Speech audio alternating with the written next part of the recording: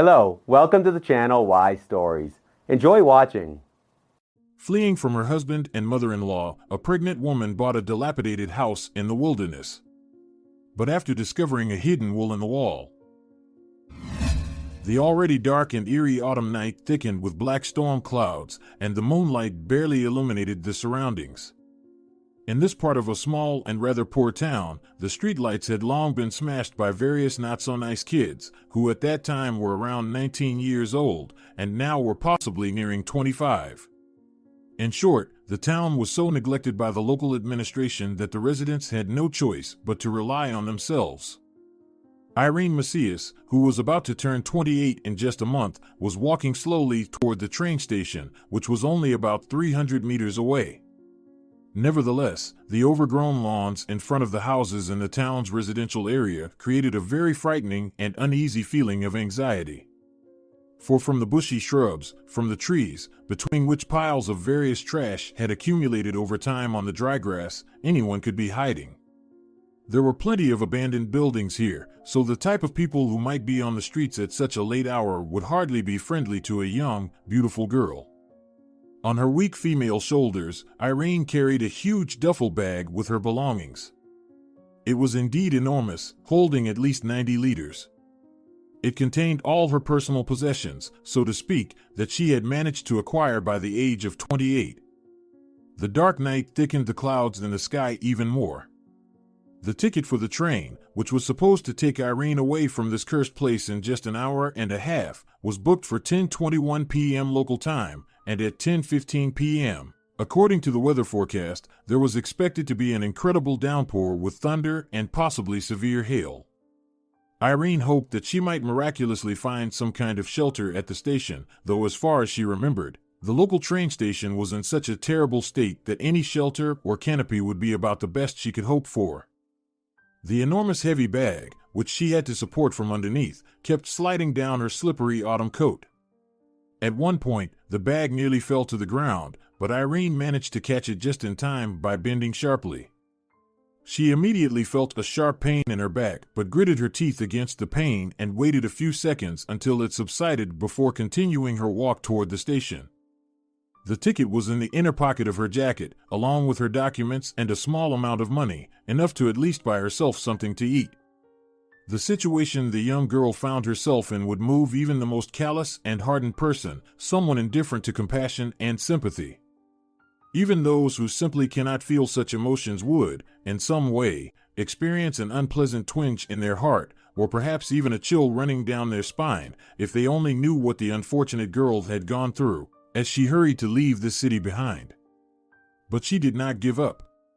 Since childhood, her father, who had passed away several years ago, along with her mother, had taught little Irene to endure all the hardships and trials of life with resilience. He had said that surrender was not an option, no matter how painful or lonely it might be. One had to keep moving forward, and even if one fell, they should get up as long as they had the strength. Irene had carried these words with her throughout her life, even though she hadn't lived all that many years yet. Somewhere to the right, the clatter of wheels on rails was heard. Those very sounds of a train, which Irene had only dreamed of until recently, were finally so close, so near, that Irene couldn't help but smile as she imagined herself riding the train, leaving this place behind, gazing out the window, and listening to some melancholic playlist through ordinary white-wired headphones that kept slipping out of her ears. This scene was pure happiness for her at that moment. Of course, the girl couldn't help but think about what was supposed to happen next according to her plan. The next chapter was meant to be a new life, free of Luis and his obnoxious mother, for whom Irene, if she felt anything at all, felt only hatred. Everything she had lived through in the past few years would somehow fade from memory, making way for new experiences that, many years later, she would look back on with nostalgia while sitting in retirement, telling someone how she had started her life from scratch. And if anyone asked her what her old life was like, she would pause for a few seconds and then, with a kind smile, say, "I don't remember." And she hoped she truly wouldn't. It would be quite fortuitous if she were to accidentally fall, landing awkwardly, and then wake up in a hospital where she discovered she had lost her memory. And no memories could ever be recovered. That was the second thing she truly wished for at that moment. Meanwhile, Irene had almost reached the train station. As she entered the station area, she found herself immediately on the platform. The wind blew in her face as she was in an open space. She didn't want to go inside the station building, as it was quite warm compared to the street, and Irene suspected that if she relaxed on a bench, she might fall asleep and miss her train, with no one around to wake her up at the right time. So, after looking around and not finding any benches or shelters, she decided to stand for an hour and a half and wait for her train. To pass the time more quickly, she took out her headphones from her pocket, which she had been reluctant to use until now because she was walking through a less than safe area and needed to listen for any sounds to feel somewhat secure. She plugged them into her phone and played a random playlist. And here's sad music too, she thought wistfully but didn't switch it. Lately, she had been drawn to listening to sad music, and her recent playlists had contained only that. Standing at the station, and although frowning, enjoying the cold autumn wind blowing directly into her face, Irene didn't notice how the hour and a half flew by. A song came on the playlist that she couldn't listen to due to her aversion to the artist. As she pulled out her phone to skip it, she saw that the time was approaching 10:15 p.m. Looking up at the sky, she saw that the clouds above the station had gathered so densely and closely together that it seemed like the rain was about to pour down, washing away everything in sight and leaving only an empty space where the old, time-worn train station stood. Looking around again, Irene still couldn't find any shelter or canopy where she could take cover. So, she decided to go inside the station building. Perhaps there would be some people there, as there was no one on the platform. The silence and emptiness, with a young, vulnerable girl in the midst of it all, were overwhelming. But despite her vulnerability, she had so much will to live that she was willing to leave the city where she had spent her whole life to start anew. Yet inside the building, there was no one either. Only a solitary ticket agent, sitting in a small room visible only through glass covered with old, rusty bars, was silently working on a crossword puzzle. Irene, looking around and realizing that she was the only one there, quietly walked to the first bench she saw.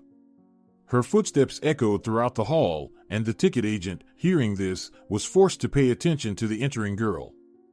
"Where are you headed?" she called through a small opening in the window, adjusting the thick glasses on her face. "Are you here for a ticket?"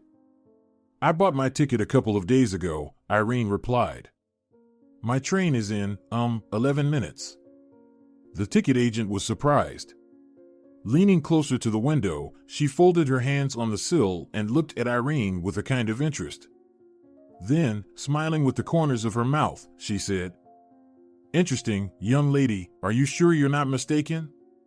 Maybe you bought a ticket for a different train and got confused?" "Why do you think that?" Irene asked, and she quickly unfastened her jacket to retrieve her ticket, just to confirm that she was going where she needed to. "I see you're the only one traveling on this train," squinted the elderly ticket agent with a large protruding mole near her nose and lips as wrinkled as tree bark. "No one else has bought tickets. Do you like to travel alone?" The ticket agent's company started to irritate Irene. The old woman, who probably should have been retired a long time ago, judging by her appearance, was too intrusive and clearly overstepping her bounds.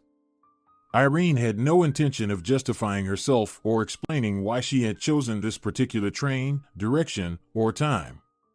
Circumstances had shaped her choices, and an unfamiliar elderly woman should not be concerned with them. That she was the only one boarding the train at this station was definitely not her problem. "I need to go to the destination of this train," Irene replied, still relatively calmly, though a slight note of sharpness crept into her tone. "As for why no one else is going there, I don't know." The ticket agent shook her head, then stepped away from the window, returned to her chair or stool, made a soft clicking noise with her lips, and continued silently examining her old-fashioned crossword puzzle.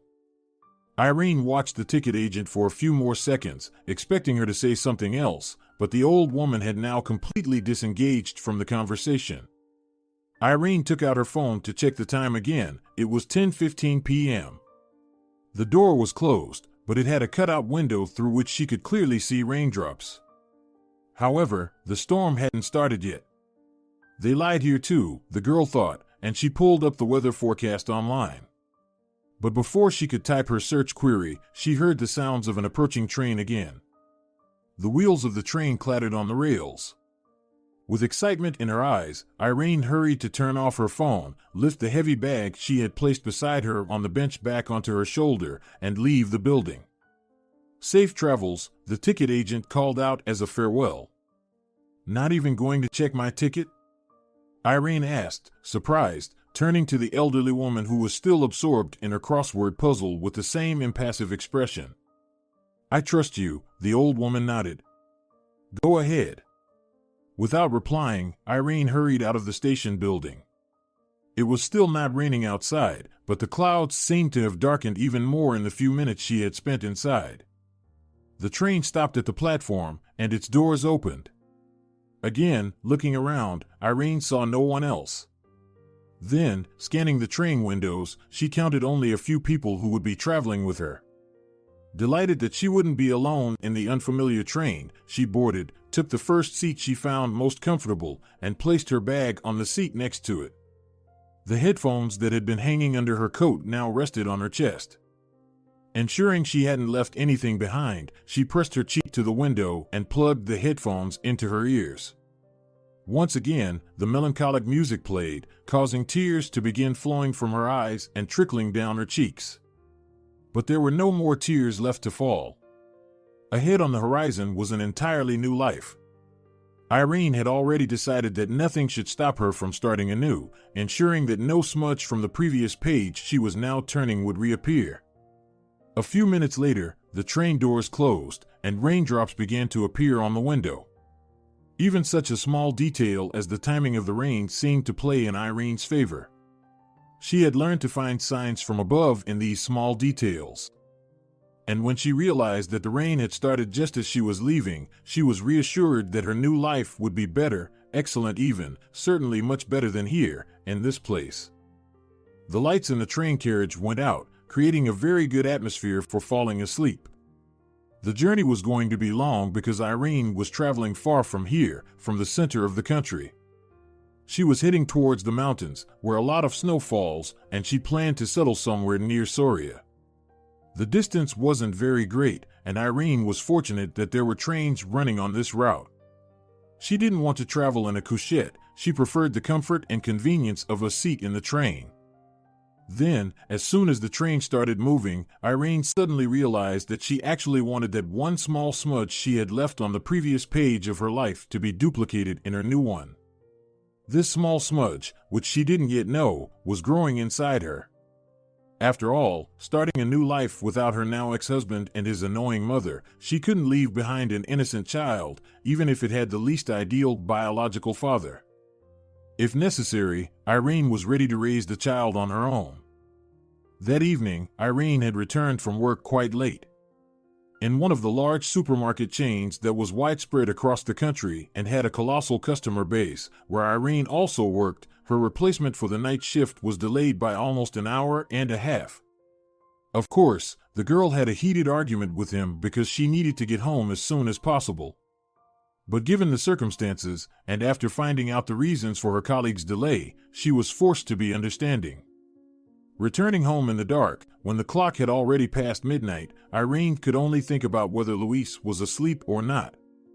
If he was asleep, then she had nothing to fear. But if he was still awake, sitting in the kitchen and shaking with nerves and stress he essentially brought on himself, waiting for her to come home, then she would face a major confrontation. Luis was the kind of person who kept all his emotions, mostly consisting of anger, bottled up until the last moment. He sometimes called and started arguments over the phone, but usually waited until his wife came home before beginning to hash things out. But the worst possible scenario would be if Luis's mother was also waiting at home for Irene's return. Her name was Senora Alida. She was 59 years old and a very unpleasant woman. Irene had realized this back when she was still in love with Luis, shortly after they got married. At the wedding, the future mother-in-law showed her worst side, starting with criticizing her daughter-in-law's appearance. Although she did it as delicately as possible, Senora Alita essentially scolded Irene for her makeup, which actually suited her very well and enhanced her already beautiful appearance. Senora Alita also remarked that the dress Irene had chosen did not fit her well. Back then, Irene tried to overlook this, convincing herself that the mother-in-law was simply in a bad mood that day. But on that very day, their wedding day, August 11th, 6 years ago, while Senora Alita had just criticized her nearly daughter-in-law, she praised her son's appearance so much that if his smile could stretch from ear to ear and meet at the back of his head, it surely would have from such compliments. And now, if Senora Alita wasn't asleep with her beloved son, waiting for the return of her hated daughter-in-law, then tonight there would be more than just a scandal at their home. It would be something far beyond a typical argument. That night, just as on the night Irene left that cursed place, the clouds were gathering in the sky. The wind grew stronger with each gust, and the girl's long hair became increasingly disheveled. As she approached the house, each step made her heart pound harder. Her legs seemed to want to turn her body 180 degrees and run as far away as possible to escape this nightmare. As Irene got closer to her home, she noticed that the kitchen light was on. She sighed heavily, trying to muster the strength and patience to endure this hell once more, presented to her in the guise of people who called themselves her family. People who were supposed to support her and prevent her from collapsing mentally, but instead pushed her into a pit of depression and constant stress, nervous breakdowns, and other unpleasant things. Opening the gate and entering the yard, Irene first glanced toward the doghouse near the entrance to the property. In the old, peeling doghouse that Luis had built a couple of years ago from damp boards, their dog Rocky lived. To his own misfortune, Rocky had found his way to them.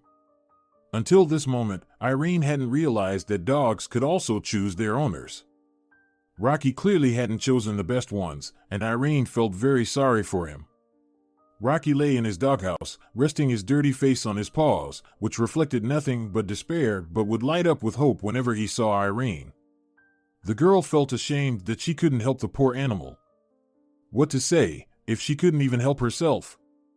Locking the gate, Irene steeled herself and took a step toward the house. After walking a few meters, she began to berate herself for not checking Rocky's food bowl earlier. If she went back now to check, her husband, who was almost certainly watching her from the kitchen window that faced the yard, would think she was scared and decided to leave, avoiding the unpleasant conversation. Once again mentally sympathizing with the dog, she continued toward the door. Standing before the door, which was reached by several concrete steps, Irene, who had never believed in God, felt an urge to make the sign of the cross. Thoughts raced through her mind at lightning speed. She tried to anticipate every possible scenario in the few seconds she had. In her imagination, she could respond to her husband's rudeness with her own rudeness, slap him, and leave without saying goodbye. Such fantasies gave her a false sense of hope, which, in reality, had no chance of coming true. They were just her fantasies, her own imaginings. But even they helped her gather some additional courage and believe in herself. Gathering her courage once more, she climbed the steps to the porch and entered the house. The door slammed shut behind her.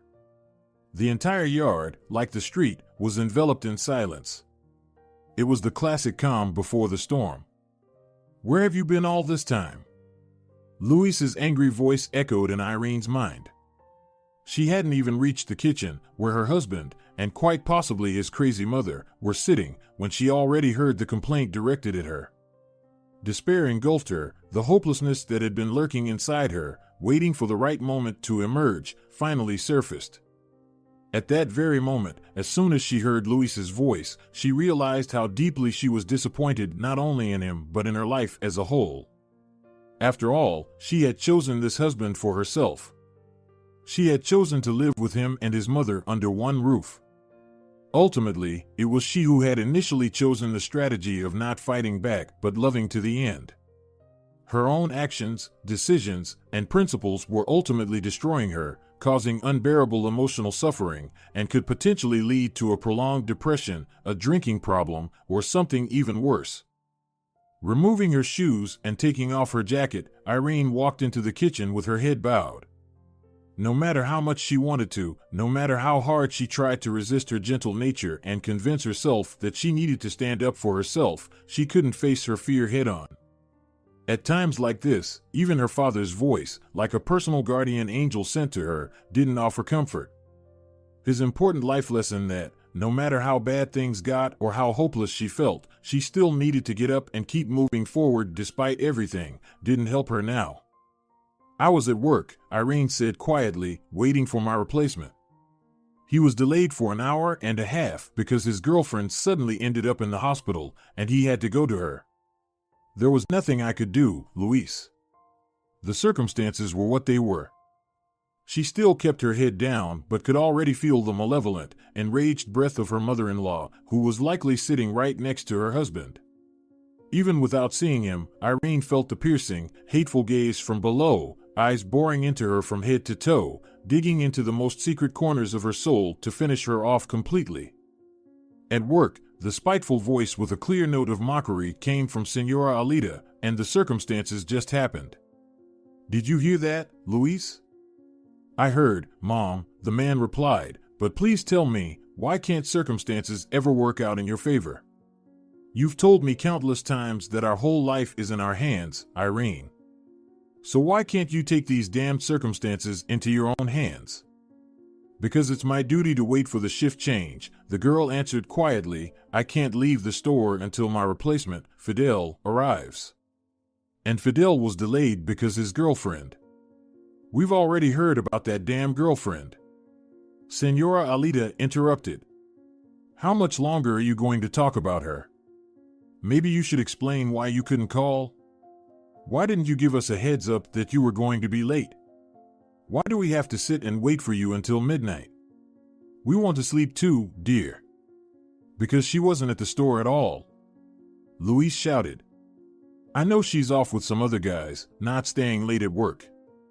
What's the point of her staying late at a 24-hour store if nobody comes in at night in our backwater? The damn workers are just sitting there, wasting time, while our Irene doesn't waste a minute. I know that for sure. At that moment, Irene finally gathered the courage to look up, meeting the eyes of her tormentors. At the center of the table sat a half-naked man with bleary eyes and dark circles beneath them, the result of his unhealthy lifestyle.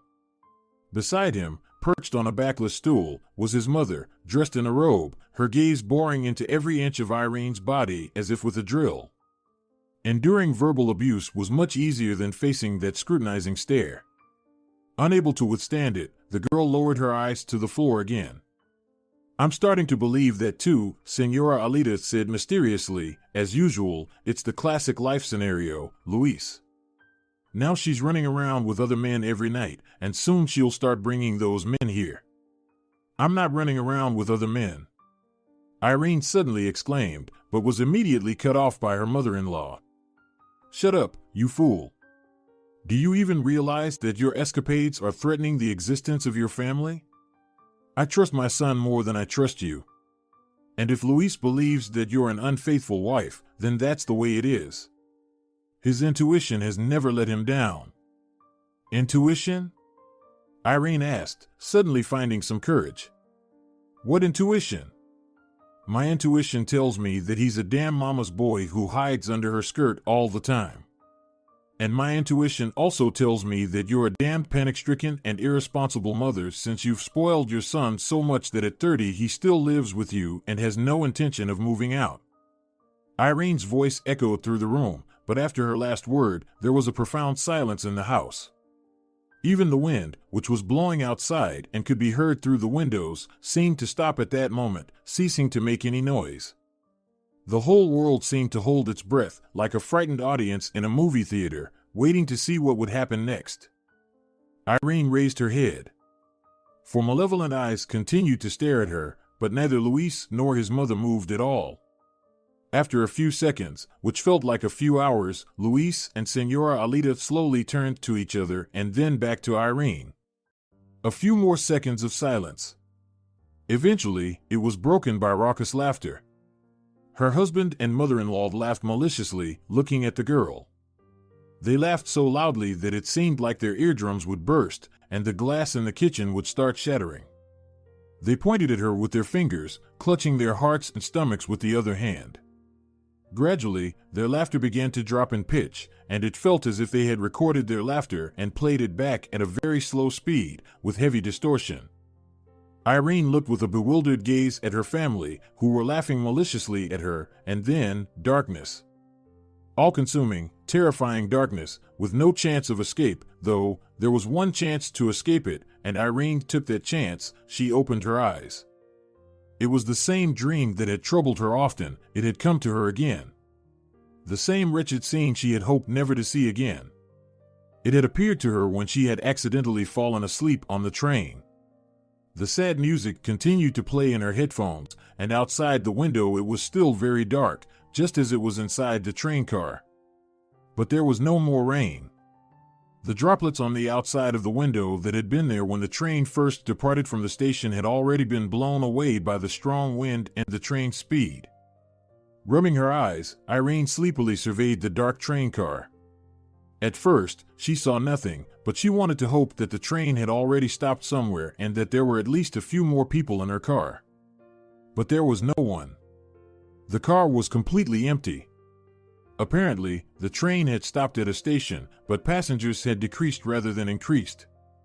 She could risk moving to another car, but Irene decided she was fine staying here. There was no conductor, so she could move freely between the cars.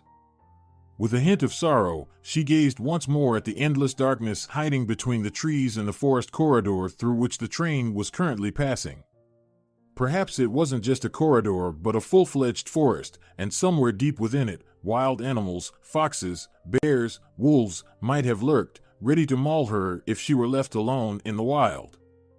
But she thought that even being eaten by a wild animal would be a better outcome than leaving her life as it had been before she boarded the train. There were no streetlights, no infrastructure, no signs of life outside the window. Everything was as empty as her soul. Irene took out her phone to check the time. She still had 5 hours until her final destination. Yawning sleepily, she pressed her head against the window again and stared between the trees, somehow drifting back to sleep. Miraculously, she woke up 20 minutes before the train arrived at her station, where she was supposed to get off. Realizing this, she was incredibly relieved, as missing her stop would have been easy and straightforward, and she would have ended up traveling to an unknown destination. But she knew exactly where she was going. The gloomy morning was now outside the window. There was no rain, just gray clouds that didn't bring storms or downpours, obscuring the sky and preventing any sunbeams from piercing through. Irene liked this kind of weather. She nostalgically remembered how, as a child, she used to argue with her father about which weather was better. She must have been around 10 years old, or maybe even younger. Her father would lie on the couch in the living room, watching some political shows he adored, while little Irene, bursting with energy, would try to interrupt him and grab his attention. Every time there was a good opportunity, she would try to get her father's attention with some odd questions, to which he, by the rules of the game she had invented, was obligated to answer. Otherwise, he would lose the remote for 2 hours. "I don't know whatever possessed me," Irene recalled with a smile as the train sped through the morning forest. It was then that the question arose which Irene would probably remember for the rest of her life. Which is better, rain or sunshine? Little Irene asked her father. "Of course, sunshine," exclaimed her dad, trying to snatch the remote from her. "That's not true. Rain is better because when it's sunny, it's very hot, but when it's raining, it's cool outside, and it feels so nice to sit at home and look out the window." Irene still held the same opinion. She loved sitting by the window in rainy weather, watching as people hurried down the streets, quickly opening their umbrellas they had previously carried in their hands, or urgently pulling on the hoods of their jackets. Now she would have plenty of time to enjoy such sights. Even if there were no passers-by, no umbrellas, or hoods, there would be fresh air, clean nature, and a virtually untouched environment. There are few places like this left nowadays, but Irene had managed to find one. Soon, the girl got off the train and found herself at a bustling railway station. There were definitely more people here than in her hometown when she left, and now she could feel that she was not alone. No annoying ticket clerk would tell her she bought a ticket for the wrong train and poke her nose into other people's lives. Looking around, she once again felt her bag slipping off her shoulder. The slippery jacket prevented the strap from sitting firmly on her shoulder, so she had to support the bag from below with her hand, but in the midst of unfamiliar sensations, Irene had completely forgotten about it. She managed to catch the bag at the very last moment, just as it was about to fall onto the asphalt. Again, Irene had to bend sharply to grab the bag, and once more, this action caused a sharp pain in her back. Straightening up, Irene immediately saw in front of her a dark-skinned woman who had appeared out of nowhere, dressed in strange, multicolored woolen garments. The woman looked young, around 35, but her face, despite the youthful eyes and lips, was quite wrinkled. At first, Irene didn't understand what was happening. This woman, who was most likely a gypsy, looked at her with a detached gaze, or rather an inquisitive one. It was as if she was trying to read Irene's soul, and then, after a few seconds, fear, perhaps even terror, appeared on her face. "Why did you come here?" the gypsy woman asked. "Who are you running from?" Surprised, Irene wanted to twirl her finger at her temple but refrained from this impolite gesture. "What are you talking about?" she asked. "Who am I running from?" "You are running from someone," the gypsy woman said slowly, "from someone frightening. Are you afraid of him? Don't be afraid, no, he won't harm you anymore. And what you have left from him will bring you immense happiness. Not soon, no, you'll have to wait." She was probably referring to the baby still in Irene's womb. The baby she was carrying was not yet 3 months old, and her belly didn't protrude much. How did the gypsy know about it? Irene was overcome with a wave of goosebumps. "I see that great happiness awaits you. Very great." Surprisingly, the gypsy spoke without any accent. Her voice was slightly raspy, creating a persistent impression that she had been smoking the strongest tobacco available on the planet all her life. Perhaps that was indeed the case. After all, smoking is quite common among gypsies. This ancient nomadic people rarely denies themselves the pleasures of such unchanging and banal habits, which destroy health and, in the long run, life itself. The gypsy woman began to cough, covering her mouth with a fist. Irene continued to watch this dark-skinned stranger with great skepticism, but still felt that she could not completely disbelieve her. Somehow, the gypsy knew that Irene was pregnant, even though her belly was not yet visible through the autumn jacket. "What's your name?" In her fantasies, Irene had long since bid farewell to the gypsy, pretending that she found no truth in her words, turning around and going wherever she needed to go. But in reality, the only phrase that managed to escape from her lips was a question about the gypsy's name. "It doesn't matter," the gypsy replied. "It doesn't matter what my name is, since it won't give you any information, right? I see that you didn't come here by accident. I see that you're afraid of the new life you want to start. But you're not afraid of the beginning, you're more afraid of the gradual return to the life you're running from." Irene remained silent. She couldn't find the words to describe her feelings at that moment, no matter how hard she tried. She didn't believe in mysticism, divination, or anything similar. Every time in her hometown, elderly gypsies, of which there were many, extended their hands on the street asking for some money in exchange for telling her fortune, she would simply walk past them silently. But for some reason, here she couldn't just turn around and walk away, ignoring the situation. She wanted to keep listening to the dark-skinned woman. "I'm afraid," Irene admitted, and only then realized she had said it almost on her own. She hadn't intended to respond consciously, but the confirmation of the gypsy's words had come out of her mouth almost automatically. Irene was even a bit scared when she realized this, but the fear quickly faded as the gypsy began to speak again. "Don't be afraid," the gypsy said, peering as if into the very depths of the girl's soul. "The past life will never return to you. Rather, it will try to return, but you won't allow it. Your life, as you wish, begins anew.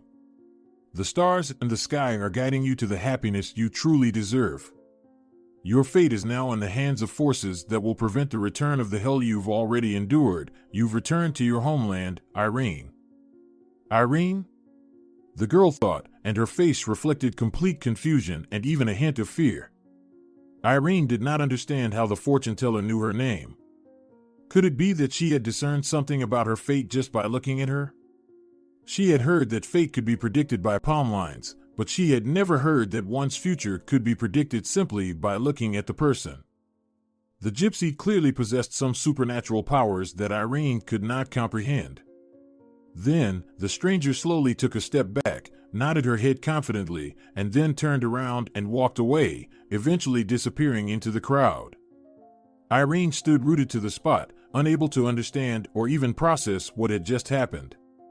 She could hardly move. Her hands and feet were numb, and all she could do was stand still and blink. The control over her body only returned a few moments later, when the fortune teller had vanished from sight, blending into the many people at the station.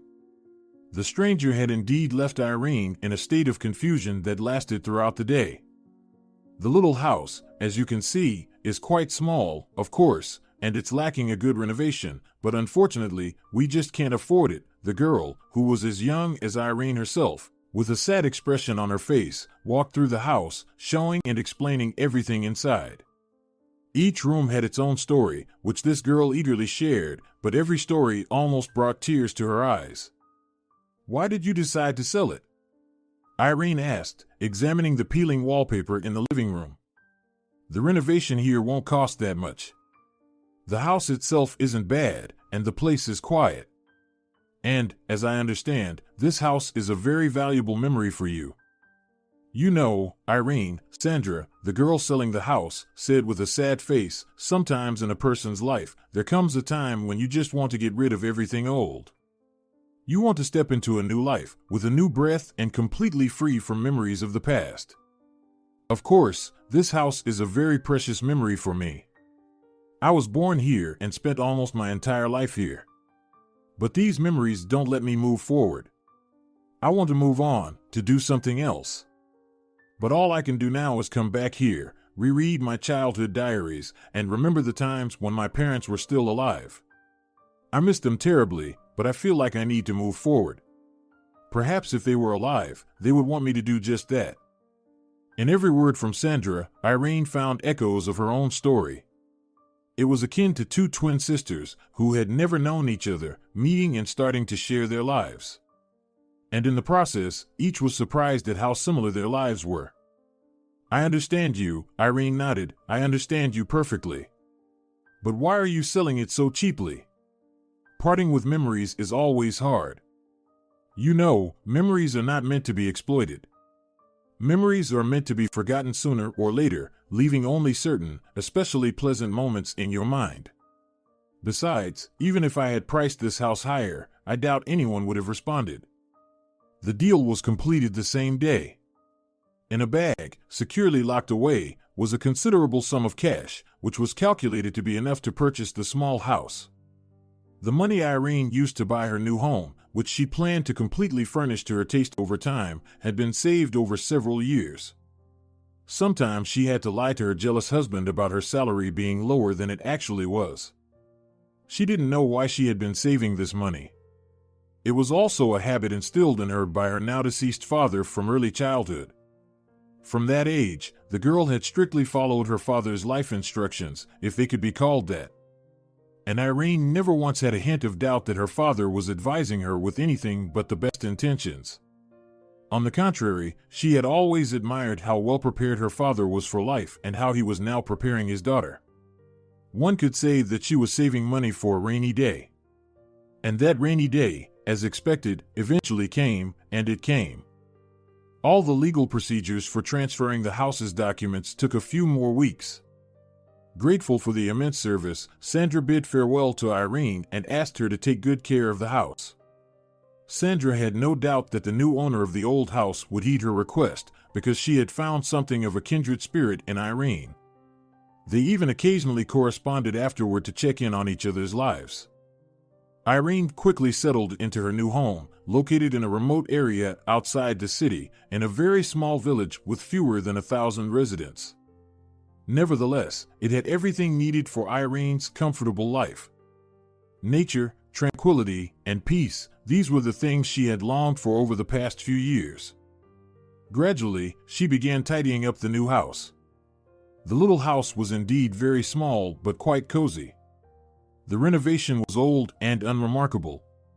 Old furniture, including a wooden loft, filled the home and combined well with other vintage items, such as Persian rugs, some of which were hung on the walls.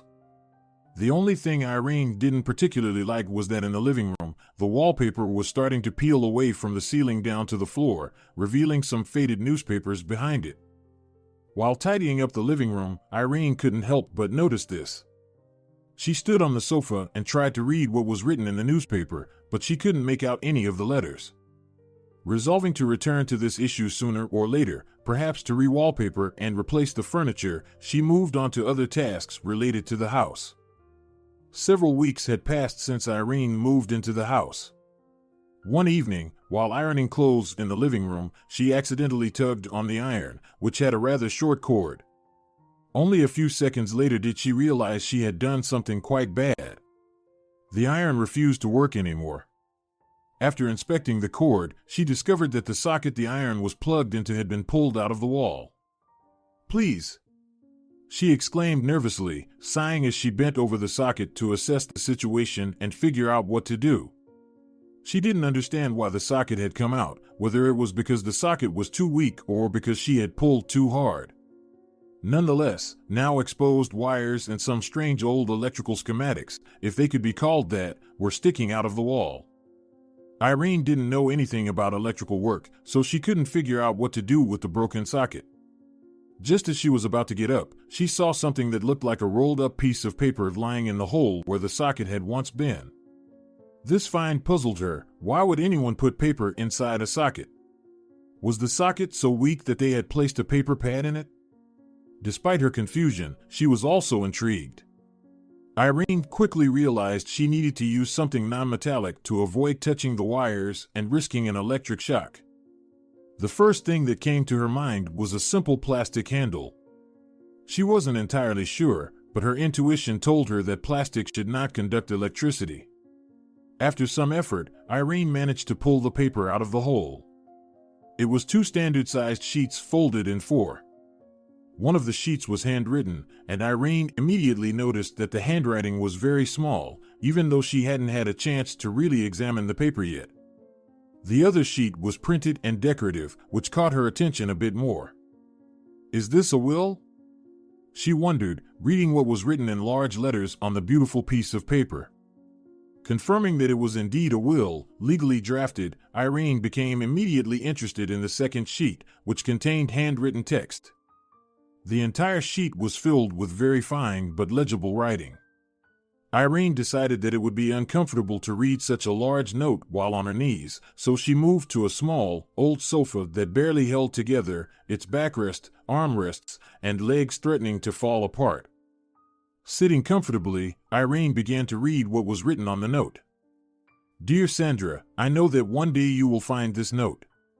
Perhaps after the death of Mom and me, you will be renovating the house, and while changing the sockets, you will come across this sheet. Maybe it will be found by your man, who will do this for you. I cannot predict the circumstances under which this paper will end up in your hands, but I know for certain that sooner or later, you will find it. I cannot name the exact dates when Mom and I will be gone. Perhaps we will die on the same day, like in some romantic play or movie, or maybe fate will separate us in some other way. I'm sorry, I cannot know this. But what I do know is that after our deaths, you may become a little happier. If you first read the will, know that it is completely legal. I have an old friend, whom you know very well. His name is Senor Alberto, and he lives on the neighboring street. He may no longer be alive, but he has helped me greatly with this will, as at the time of writing this note, he is a lawyer. Well, I don't want to take up too much of your time, but I do need to explain a few things to you, daughter. What this will convey to you is something you have never seen before, something you never knew about and weren't supposed to know. Even though Mom and I tried all our lives to raise you as a diligent girl who would approach everything with a sense of responsibility, we could not know what you might have done if you had learned about this in advance. As they say, money corrupts people, and large amounts of money turn people into wild beasts. The sum that we want to pass on to you has been saved by us throughout our entire lives. Remember how we told you to always save money for a rainy day? Well, Mom and I followed that rule ourselves. We have saved an amount that will likely last you for the rest of your days. Yes, Sandra, we lived our lives almost in poverty, but Mom and I never lost hope that things would eventually turn around. We were in debt. We owed a huge amount to the bank. We were frightened by big men in leather jackets with bats on their shoulders, but we endured. We endured because we knew that you would have a rich and happy life ahead of you. For us, living it up is no longer meaningful. Mom and I are old and quite ill, so all our hope, Sandra, is on you. Mom and I believe that you won't disgrace our name. The times are different now. It is much easier to make something of yourself than it used to be. Your whole life is in your hands, daughter. Since we didn't get to live well, at least you should. Maybe this money will help you start a project you've been thinking about. It would be wonderful if that project became successful and you reached the heights you might be dreaming of. I am writing this letter on the day you graduated from school. I can hardly believe that these 10 years have passed so quickly. Although they are my 10 years as well. Every day you went to school in the morning, from the very first day of first grade to the very last day, I worried about you. I worried that you would get a bad grade that might spoil your mood. I worried that you would be bullied and not be able to stand up to your tormentors. I worried about the simple fact that something dangerous might happen to you, something that Mom and I would not be able to endure. But it's all good. You are now an adult, a well-aware young woman entering this adult life. I remember you wanted to study computers. I'm sure that computers are the future, so I'm not at all mistaken about the correctness of your choice. It's a very promising profession, programming. And may God grant that you succeed, Sandra. Daughter, remember, Mom and I have all our hope in you. We really hope that, even if you don't meet all our expectations, you will still be happy. After all, happiness is different for everyone, and Mom and I have no right to decide for you what you should want. We don't yet know how much Mom and I will have saved by the time we're gone, but even now, that amount is more than enough to live comfortably for almost your entire life. Yes, we could have afforded to build a luxurious mansion, which would have eventually passed on to you. But what's the point, daughter? Both Mom and I understand that you have a head on your shoulders, and you will surely achieve something in this life that is truly significant, rather than just acquiring luxurious mansions or expensive cars, which ultimately only serve to dazzle ordinary people. Mom and I really hope that you will become, if not great for everyone, then great for us. Don't let us down, Sandra. Mom and I believe in you. I'm writing this, and it saddens me deeply to think that sooner or later you will find this letter, as it would mean that our lives have ended and we will no longer be able to see you every day, knowing that we raised a truly diligent girl. We will no longer be able to watch over you or give you advice on how to handle various situations in life. We won't be able to simply be present with you, but know that as long as Mom and I live in your memory and your heart, we are alive in a sense. So if you're ever feeling down or sad, if life puts you in a situation where you find it hard to get out on your own, listen to your heart and know that it is the voice of our heart speaking to you. We will never leave you in trouble, daughter. After reading this heart-wrenching note, Irene felt a powerful wave of cold run down her spine. Tears had already gathered between her eyelids and were on the verge of spilling down her cheeks. The note left by the father of the previous owner of the house stirred emotions in Irene that she hadn't felt in a long time. The last time she felt such emotions was shortly after her parents' death, when she recalled pleasant moments associated with them. She remembered her childhood, especially how she used to play with her father, trying to distract him from the television with her silly but very amusing questions. She recalled how her mother taught her to cook, how they attended parent-teacher meetings together, and how, after one of them, little Irene was scolded for hiding her poor music grades. Turning the paper over, Irene saw that there was something written on the back as well, but the text was much shorter, fitting into about 1.5 lines in the same small handwriting as on the main page. After reading what was written, the girl discovered where Sandra's deceased parents had hidden an enormous sum of money, which, according to them, was intended to ensure Sandra's financial security and comfortable old age. It was evening, and November was approaching, so the wind howled outside continuously. According to the note, the money was hidden in an old, dilapidated shed where Sandra's father, as he had written, usually sharpened knives on his homemade sharpening machine. As it turned out later, the sharpening machine was nothing more than an ordinary washing machine monitor with a special sharpening disc attached to it. Putting on her coat and taking her phone to light the way, Irene stepped outside and immediately felt the full force of the late October wind. The old shed was about 15 meters from the house, so reaching it was not a problem. The only slight hindrance was that the path to it had overgrown with tall grass during the summer, and now, with the grass dried up, it tangled underfoot, creating a tripping hazard. Upon entering the shed, Irene quickly found the table with the sharpening machine. The shed was indeed very decrepit. The brick walls had long tilted, and grass had grown in some corners inside. Irene hurried over to the machine. As mentioned in the note, the money was stored near it in a very unremarkable small box that should be hidden somewhere on the table. The box, as described, was white and cardboard. Irene began rummaging through the table in search of the box. She wanted to find it quickly to confirm whether the note was truthful or not. Perhaps Sandra had already found the box, and there was no point in searching anymore, but it was only a guess. She needed to double-check. Then the flashlight beam fell on a small box that was lying far off, not in the most conspicuous place.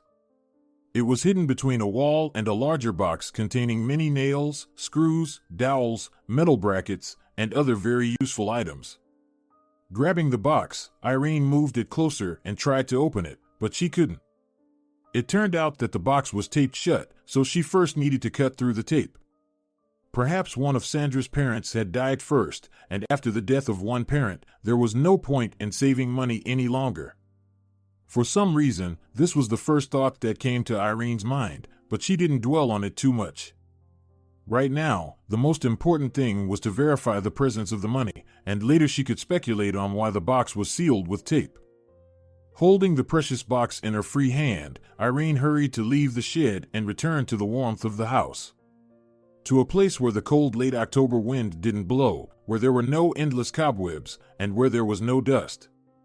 Upon reaching the house, she locked the door from the inside. Quickly removing her shoes and jacket, she briskly entered the kitchen, took a knife, and cut through the tape. It was time to open the box. Irene prepared herself, gathered her courage, and opened the lid. What she saw inside truly shocked her.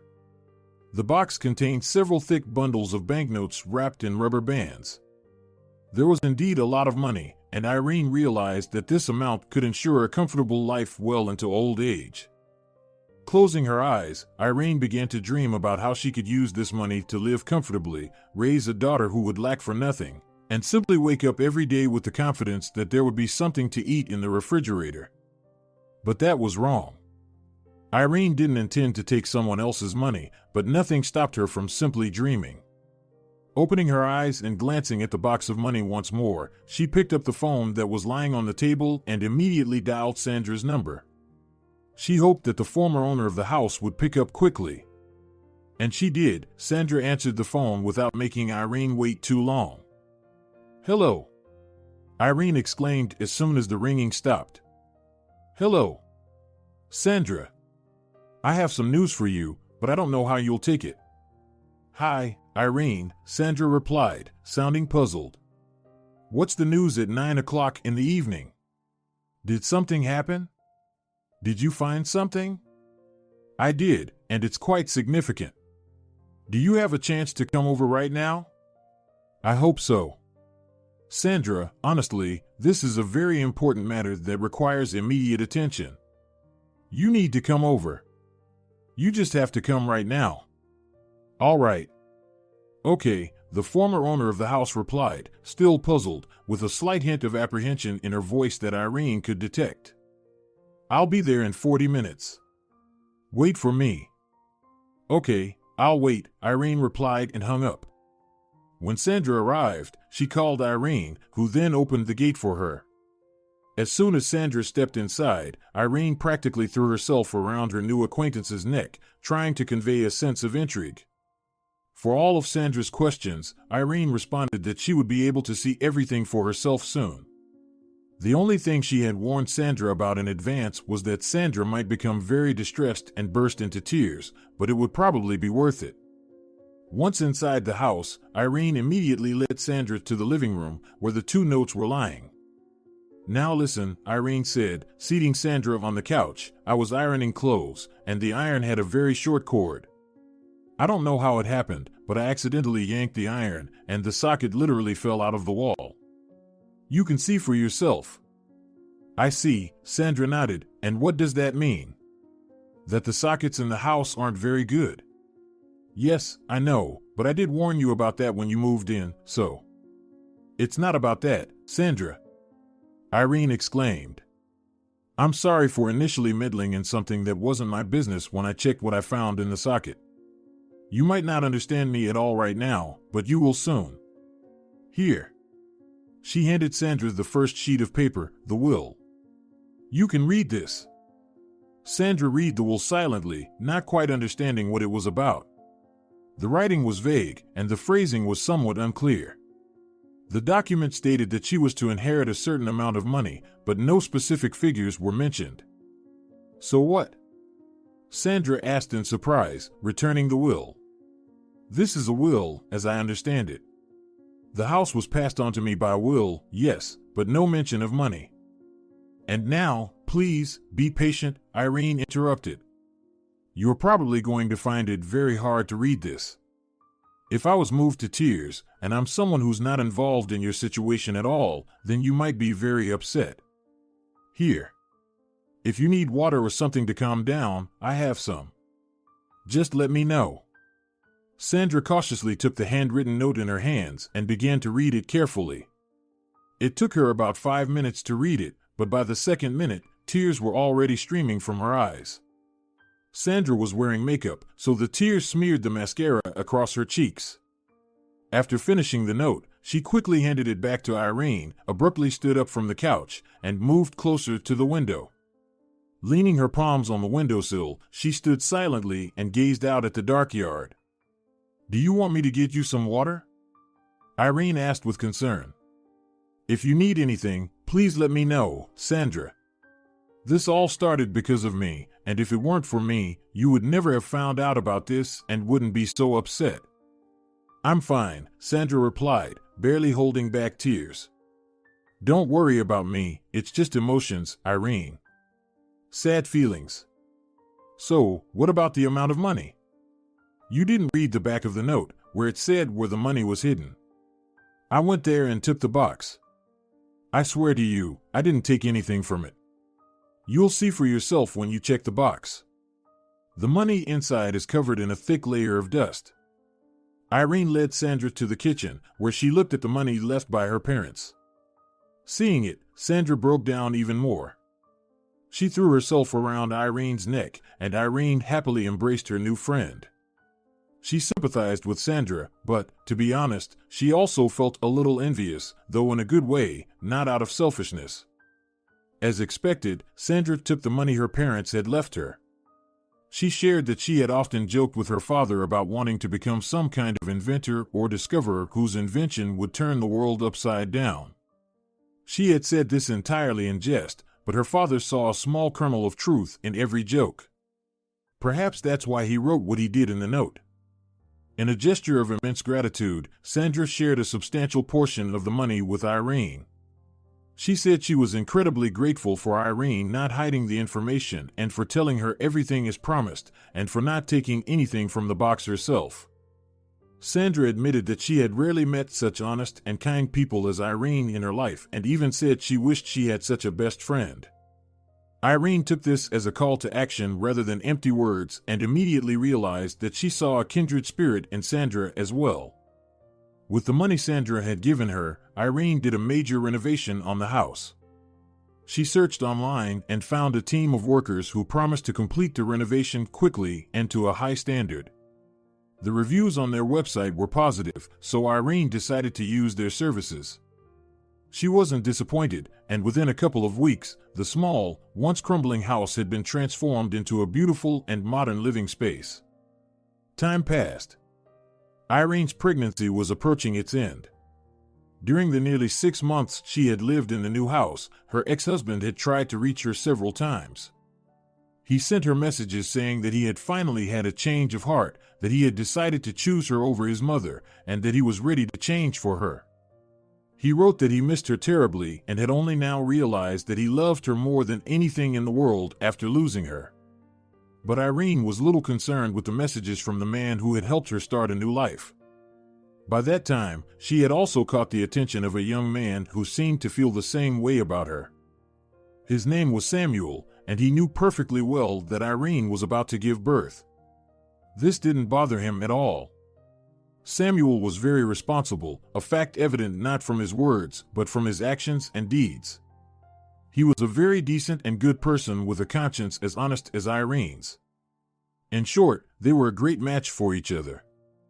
Right before the birth, when Irene was about to have the baby girl they planned to name Marina, Samuel promised that he would treat her as his own daughter. At that moment, Irene realized that she had made the right decision to start a new life from scratch. For on this new page, there would be no more stains. If you're enjoying it as well, leave a like and subscribe.